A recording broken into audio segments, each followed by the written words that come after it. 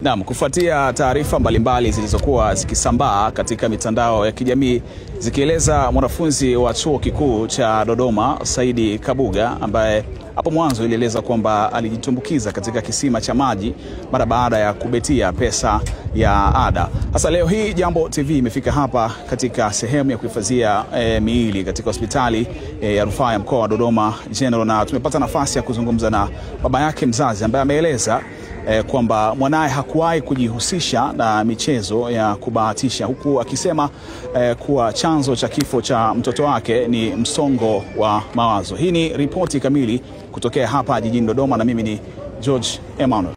Tumesikia kwamba kijana wako alipata kifo chake kilipelekea ni kujidumbukiza kwenye maji kisima, na kutokana kuliwa pesa zake za ada ambazo alimpatia kwa ajili ya kuendekea chuoni hapo. Hebu tuambie kuhusiana na hilo. Yaani mimi sijampatia hela kama jinsi wanavyosema kwamba nimempatia milioni 1. Sijampatia kabisa. Huo ni uongo wao. Tena ni uongo wao kabisa. Unaona? Mimi nilimkatia tiketi mwenyewe. Unaona? Nikampa na hela kidogo tu ya kutumia. Sawa? Basi nikamwambia, vipi swala la ada? Akaniambia, mzee, kule kuna laki 5 zipo. Unaona? Mimi nilichosema nikasema basi sawa, kama vipi ukishafika kule taongezea.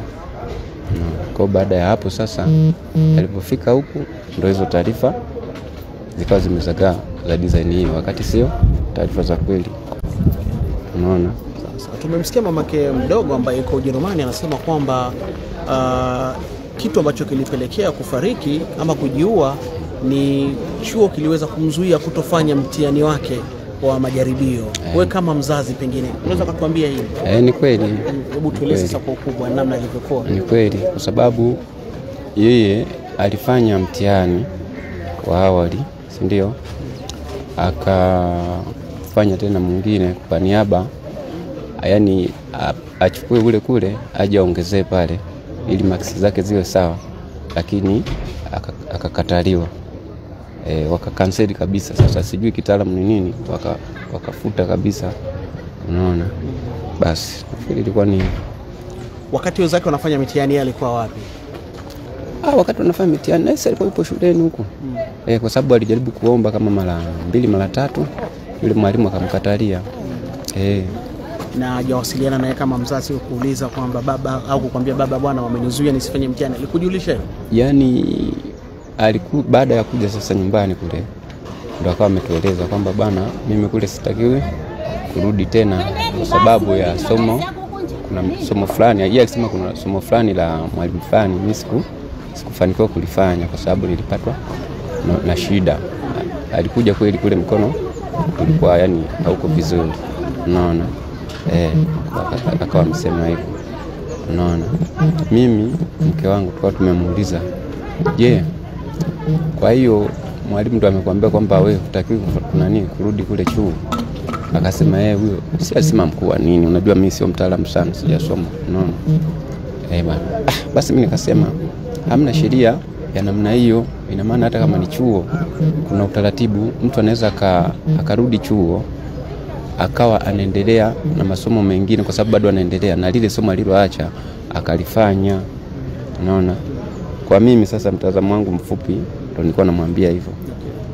Tukajitahidi kumbembeleza sana ili atupe namba ya huyo mwalimu, akawa namba hajatupa.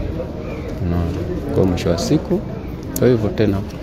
Kwamba aliwabelo somo alifanya akafeli akatakiwa arudie kufanya au ilikuwaje?